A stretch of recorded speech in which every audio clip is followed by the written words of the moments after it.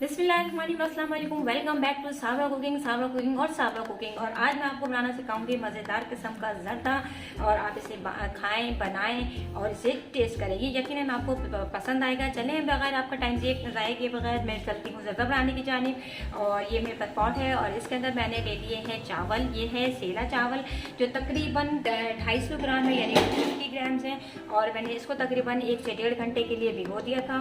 और याद रहे कि आप ज़र्दा बनाने के लिए अच्छे चावलों का इंतखाब करें। और ज़र्दे के लिए चावल जो है मुख्तलिफ टाइप्स के आते हैं, लेकिन इसके लिए आप बेस्ट ज़र्दे का चावल कहकर वो लेकर आएँ, तो इसके लिए आप ज़र्दे का रिजल्ट जो है वो इंशाल्लाह बहुत बेहतर आएगा। तो ये तकरीबन 1.5 घंटे मेरे पास भीगे हुए चावल हैं। और अब इसके अंदर मैं शामिल करूँगी पानी। ये बिल्कुल खुला पानी है, इसमें आप चावलों से ज़्यादा जो है वो पानी इस्तेमाल कीजिएगा, क्योंकि ये पानी जो है ड्रेन हो जाएगा। तो ये मैंने इसके अंदर पानी शामिल कर दिया है। और अब मैं इसको जो है वो बॉईल करूँगी।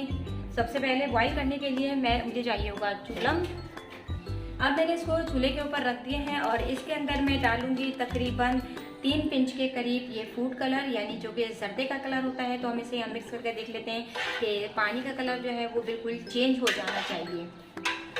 ये देखिए पानी का कलर चेंज हो गया। तो इसके अंदर मैं थोड़ा सा मज़ीद इसमें शामिल करूँगी कि ज़र्दे का रंग जो है चावल बिल्कुल ज़र्दे के रंग के बराबर आ जाए।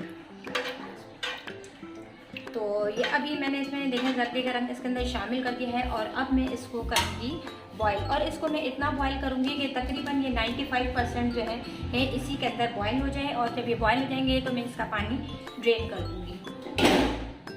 तो अब मैंने इसको रख दिया है बॉईल होने के लिए। मेरे जो है चावल बॉईल हो चुके हैं मुकम्मल, तकरीबन 95% मेरे बॉईल हो गए हैं चावल। और अब मैं यहाँ लिया है पैन और इसके अंदर शामिल करूँगी मैं तकरीबन ये वाला जो मेरे पास चमचा है, ये भर के तकरीबन 2 टेबल स्पून, 2 बल्कि 2.5 में इसमें शामिल कर दूँगी घी का। तो इतनी देर में हमारा ये घी पिघलता है, ये हमारे चावलों के हिसाब से है घी। तो अब हमने इसको फ्लेम को ऑन कर लिया है और इसके अंदर मैं डालूँगी इलायची। इसके अंदर तेल के अंदर मेरे पास ये 2 बड़ी इलायची, आप चाहें तो उसमें छोटी इलायची भी यूज़ कर सकते हैं। मैंने इसके अंदर यूज़ करी है बड़ी इलायची, ज़रा इसकी खुशबू ज़्यादा अच्छी होती है और मुझे पसंद भी यही है। तो मैं अमूमन मीठे में यही वाली इलायची जो है। अब ये थोड़ी सी इलायची ऊपर कड़ा लेंगे, यानी इसमें ज़रा फिर खुशबू आनी शुरू हो जाएगी। अब ये हमारे पास चावल हो गए हैं तकरीबन, हमने देखें ये 95% हमने इसको बॉईल कर लिए हैं। और मैंने इसको बॉईल करने के बाद मैंने इसे ड्रेन कर दिया था। और अब इसमें मैं इसी गरम चावलों के अंदर मैं शामिल करूँगी इसके अंदर शक्कर।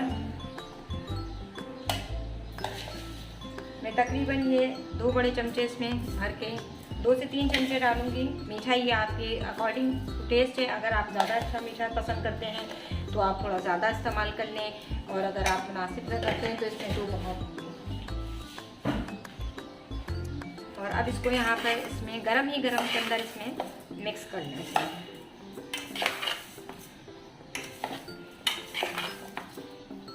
अगर आपको ज़रा भी डाउट है कि ये मीठा कम है या कुछ है, तो आप इसमें थोड़ा सा मीठा और शामिल कर लें, क्योंकि हम सबका अपना टेस्ट होता है। कोई ज़्यादा अच्छा मीठा पसंद करता है, कोई ज़रा दरमियाना सा मीठा पसंद करता है।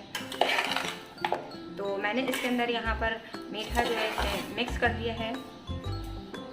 तो चावल में यही इसलिए मिक्स हो जाता है तो इसमें गुड़ियाँ पड़ने का जो एक डलियाँ सी बन जाती हैं, वो पड़ने का इसमें डर नहीं रहता है। तो लीजिए ये हमारा इसमें मीठा अच्छी तरह से यहाँ पर मिक्स हो गया है। और अब मैं डालूँगी जो मैंने इलायची तेज़ कर ली थी तेल के अंदर। अभी मेरे पास घी जो है वो ऑलरेडी तेज़ हो चुका है। और अब मैं इसके अंदर ये शामिल कर दूँगी, ये जो मैंने चावलों में मीठा शामिल करा है ये यहाँ पर शामिल कर दूँगी। तो माफ़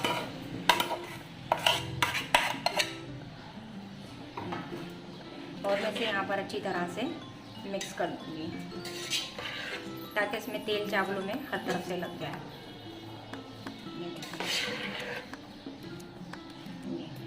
और अभी यहाँ पे इसमें शामिल हो चुका है। और अब इसको मैं यहाँ पर तकरीबन 10 से 15 मिनट के लिए मैं इसको इसी आंच पे से यहाँ पर दम पे लगाऊंगी। अब इसको फ्लेम को मैं इसको स्लो कर दूँगी और 10 से 15 मिनट के लिए इसको लगा दूँगी।